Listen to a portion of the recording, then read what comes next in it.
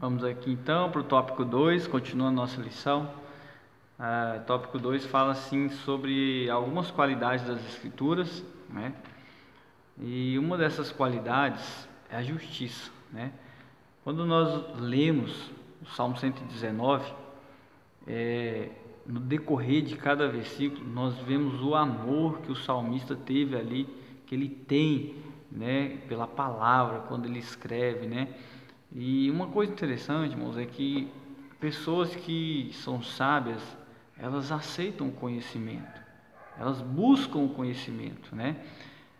Você pode ver que as pessoas que têm sabedoria, elas aceitam ser corrigidas, elas aceitam a instrução, né? E assim elas aprendem mais e mais, não são ignorantes. Se alguém corrige ela agradece a pessoa às vezes, né? Por ela ter corrigido, por ela ter observado aquele erro ali. Olha, realmente eu estava indo para um caminho errado e você está me dando uma boa instrução. Então as pessoas sábias, elas buscam o conhecimento, elas aceitam a correção. Então o Salmo 119 é um salmo que nos ajuda a entender isso, né? E uma dessas características aqui, uma dessas qualidades desse salmo é sobre a justiça de Deus. Olha só, uma das qualidades da lei do Senhor é a justiça. Salmo 119, versículo 75. A justiça está ligada à ideia de legitimidade. O salmista afirma que o juízo de Deus não está amparado apenas na legalidade, mas também na legitimidade. A legalidade, ela fala de seguir determinados preceitos. Já a legitimidade, ela fala de observar determinados valores. Então, podemos ter leis que elas seguem procedimentos, mas não observam valores, né? Então, não obstante, a lei do Senhor ela é justa. Eu vou te dar um exemplo aqui. Por exemplo, aqui no Brasil, nós não temos lei que ampara, por exemplo, o uso de drogas, né?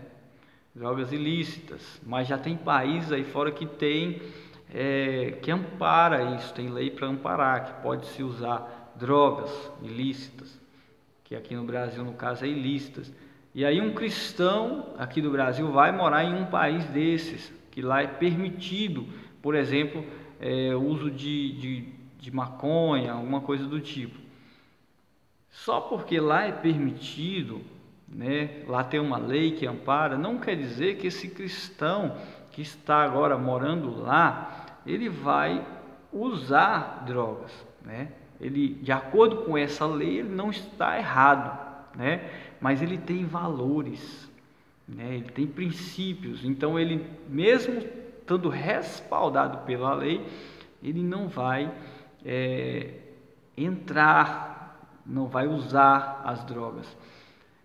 Foi o que aconteceu, né, lá no caso até de Daniel, né? Daniel ele foi levado para um reino e aquele rei influenciado, né, por outras pessoas criou ali um decreto, né, dizendo que não se podia adorar a outros deuses em um determinado período, né?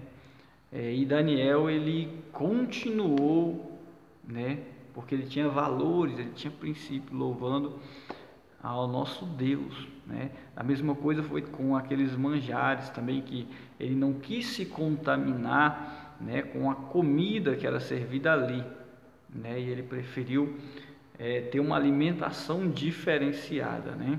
Então, independente de onde você esteja, se é aqui, se é no exterior, se é em outra cidade, se é na sua igreja ou se é fora da sua igreja, você tem princípios e valores adquiridos, né?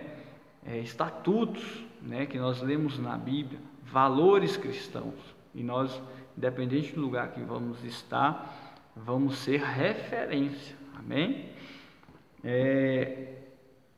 Uma outra qualidade, além da justiça, né, que nós vemos nas Escrituras, é que esta palavra ela é doce, né? Essa palavra, a palavra de Deus, ela é doce. Aqui ele diz, ó, Salmo 119, 103, né, que a lei do Senhor não é amarga, azeda, ácida. A lei do Senhor traz contentamento e alegria. Olha que bonito, né? Ela não traz peso, mas traz alívio. Outros textos bíblicos mencionam a doçura, né, do mel aplicada à palavra de Deus. Alguns textos bíblicos, por exemplo, Salmo 19, versículo 10, né, Ezequiel 3, do versículo 1 ao 3. Olha só, o que ele quer dizer aqui? Quando ele relaciona, a tua palavra é doce como mel, né, por exemplo, o mel ele é puro, né? Eu não sei se vocês já tiveram o privilégio de comer, né, o mel tirado na hora. Eu já tive esse privilégio e realmente é uma coisa assim única, né? Você pegar um favo de mel, você vê ali que é uma coisa da natureza, natural, perfeita, doce. Quando você coloca aquilo na boca, você sente um prazer, né? Você sente como é puro, como é delicioso. A palavra de Deus, ela nos traz isso também, doçura, né? Às vezes nós estamos vivendo um dia amargo, um dia difícil, um dia sem contentamento, e nós abrimos a palavra de Deus em um salmo e lemos um salmo. É uma coisa assim que nos transforma, nos deixa de bem com a vida, melhor, compreensíveis, né? Assim fica a pessoa, o ser humano, né, fica satisfeito em observar a palavra de Deus. Então isso nos faz lembrar de alegria, né, de termos a palavra de Deus em nossa boca, tá? Assimilarmos o conteúdo e louvarmos ao Senhor com a palavra, né? Então, quando se fala também de amargo, isso pode referir-se a pecados ocultos revelados e a rejeição do mundo e a oposição ao que proclama a mensagem. Mas a palavra de Deus, ela é doce. Então ela se torna amarga muitas das vezes para quem? Para as pessoas que estão fora do caminho.